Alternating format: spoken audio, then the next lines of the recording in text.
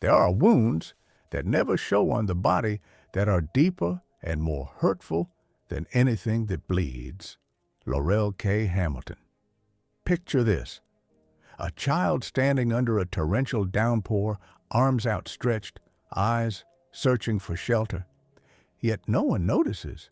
No one offers an umbrella. No one even acknowledges the rain. It's not the cruelty of being shoved into the storm that leaves the deepest scars.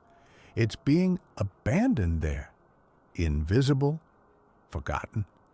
Emotional neglect is not the dramatic betrayal that novels love to paint. The shattered vases, the shouting matches. It's the silent famine of the soul. An absence so profound that it hollows out a person's sense of worth without ever raising a hand or a voice. In the ancient world, philosophers like Seneca spoke of the silent wound, the idea that the deepest pains are often those which language fails to capture. The Stoics believed that indifference can be a sharper weapon than any sword, because, unlike rage, neglect does not validate your existence. It quietly denies it.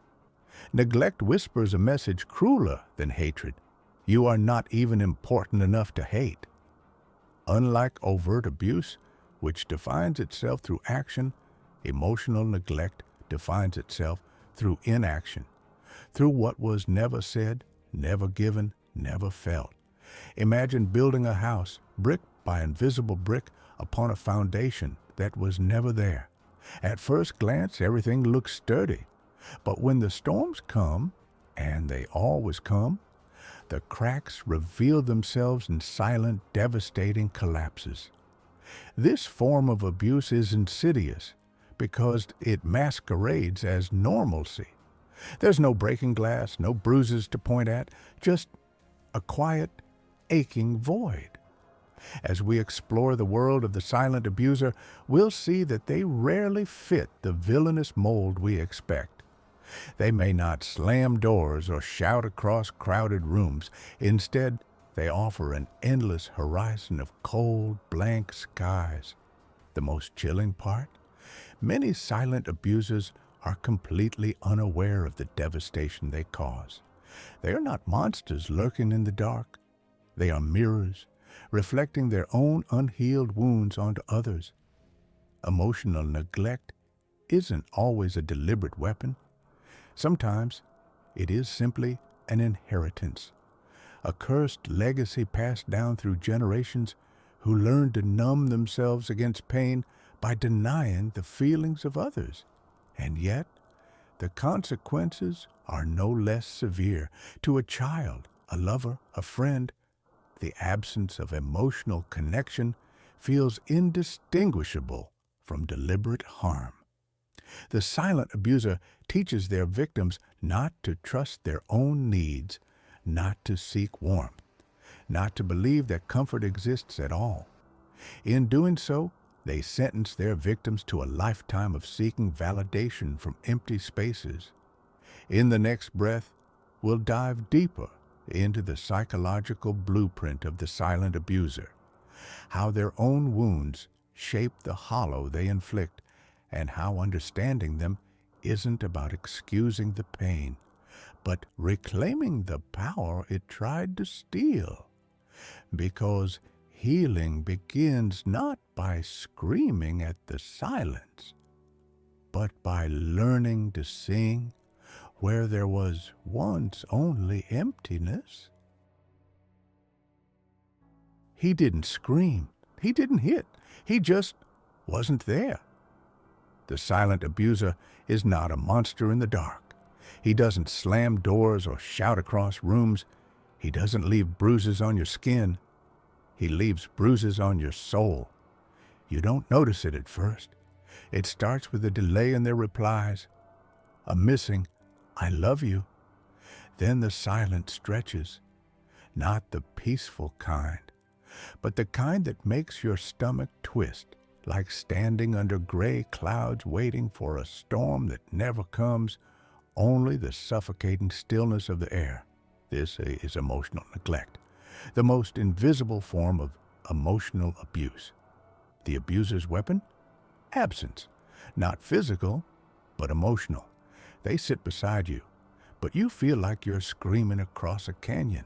They listen, but their eyes are made of stone, like a lover's gaze turned to marble. Beautiful, yes, but cold, unreachable. They don't say you're worthless. Instead, they say nothing. When you cry, when you break down, when you beg, and that nothingness is louder than any insult. Silence, in the hands of a skilled manipulator, becomes a scalpel. Each moment of absence cuts deeper until you're bleeding, but you don't even realize you're wounded. In psychology, this pattern is often classified as passive abuse. There is no conflict to point at, no specific wrong moment, just 1,000 moments where they didn't show up for you, where your emotions were met with indifference. And over time, you begin to internalize their silence. You tell yourself, maybe I'm being too sensitive. I shouldn't need so much. If I was stronger, I wouldn't feel this hurt. This is the paradox of the silent abuser. They make you feel like you're the problem for needing to feel. Imagine a child crying in a dark forest calling for help. And every time, the only response is the rustling of leaves, the howling of wind, but never a voice, never a hand. Eventually, the child stops crying, not because the pain ends, but because no one came. And that silence teaches the deepest, most dangerous belief of all. I'm not worth responding to. Unlike overt abuse, emotional neglect is slippery, hard to name, harder to prove, and hardest of all, hard to recover from. Because how do you heal from something that never happened? From words never spoken? From hugs never given? From the vacuum where love should have been? You become a person who doubts your own hunger for connection. You smile when you're aching. You shrink your needs to avoid becoming too much. You become the kind of adult who apologizes for crying. And worst of all, you start doing to yourself what they did to you. You withhold, you numb, you silence your own voice. But here's the uncomfortable truth. The silent abuser doesn't want to break you. They want to erase you. Not in the literal sense, but by gradually fading your presence until you no longer trust your right to take up space. And if we don't recognize this pattern, we repeat it in every room we enter. We become drawn to the same cold silences, the same partners who leave us feeling emotionally homeless.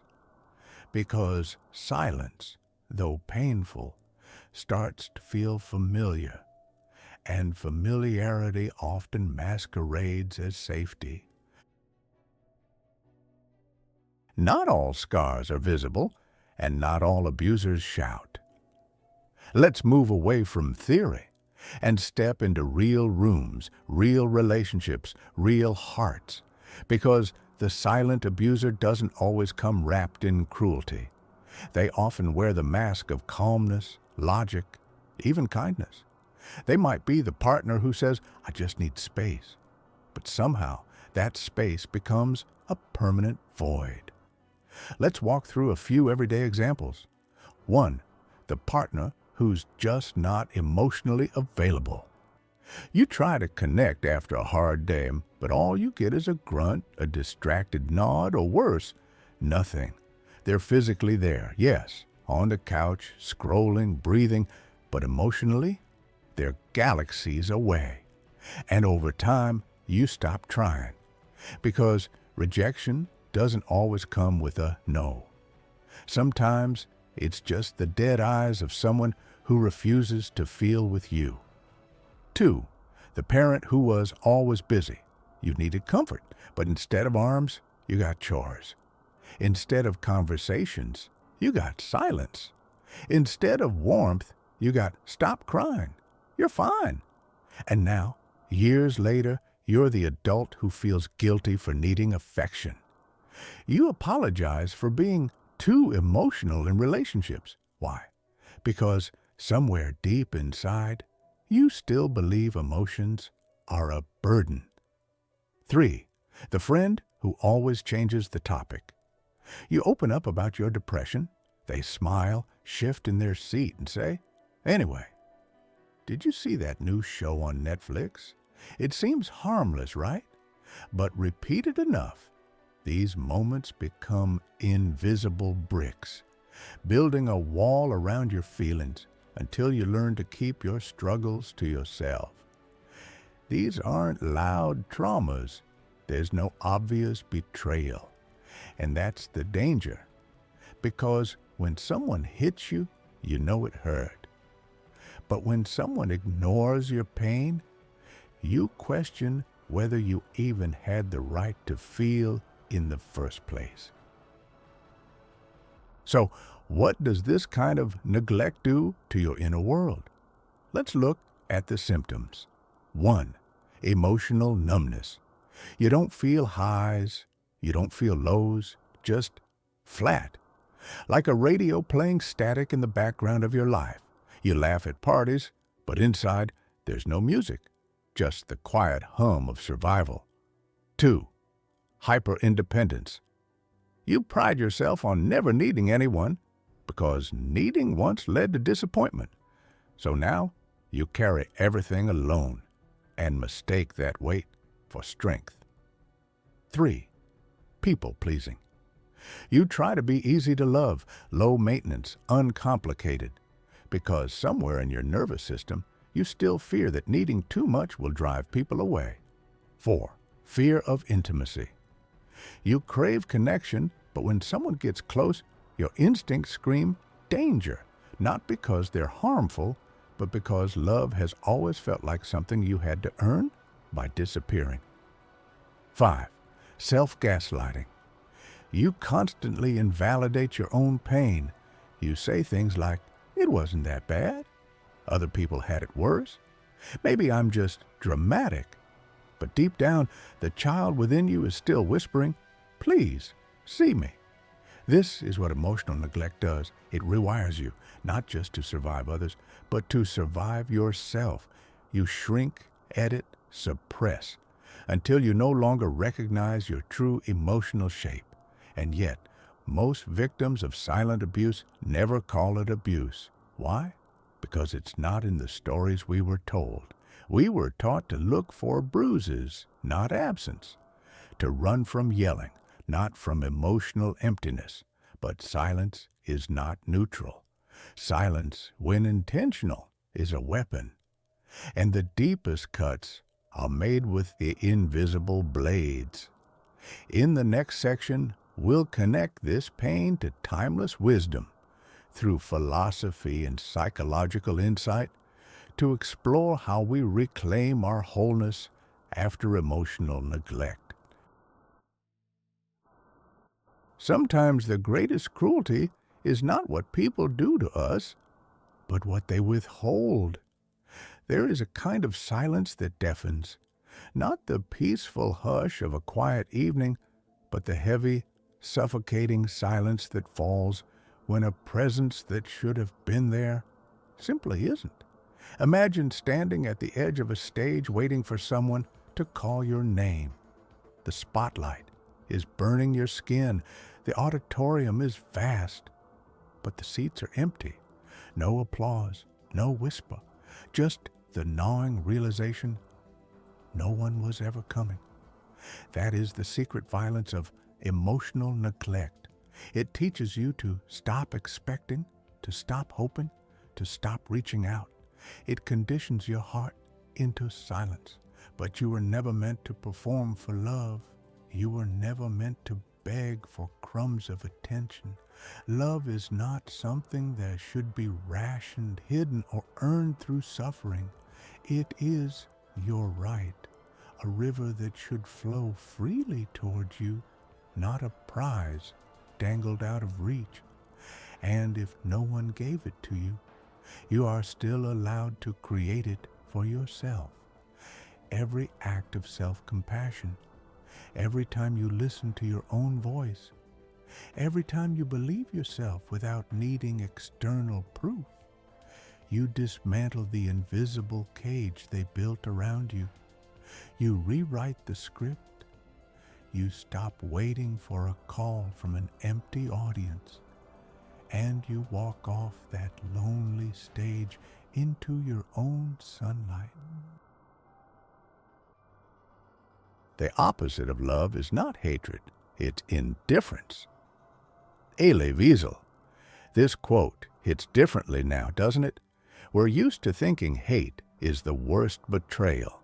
But in reality, indifference, the refusal to acknowledge your existence, your feelings, your being, cuts much deeper. A lover's cold eyes, a parent's empty hug, a friend's shrug when you're breaking inside. It's like being a flame, struggling to burn, in a room full of people who refuse to feel its warmth. In the ancient Greek world, Stoicism taught the virtue of emotional control, but it never glorified emotional neglect. The Stoics believed in feeling deeply yet acting wisely. Suppressing emotions or pretending they don't exist wasn't wisdom, it was ignorance. To live virtuously, you must know yourself. And how can you know yourself if you are taught to doubt every emotional signal your soul sends you? Another lens, Carl Jung, the great depth psychologist, spoke of the shadow, the rejected, hidden parts of ourselves. When a child's need for love is consistently unmet, they often bury those needs in the unconscious. They become adults who say, "I don't need anyone. Feelings are weakness. I'm fine." But the shadow doesn't disappear. It festers. It leaks out in loneliness, addictions, broken relationships, the silent screams of a self still waiting to be seen. Imagine a child left alone in a vast desert. No walls, no violence, no captors, just an endless, indifferent silence.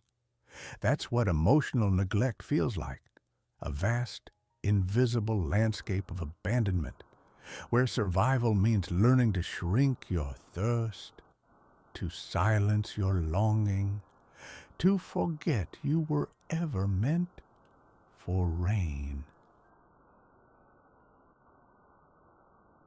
Healing, then, it's not about confronting a villain.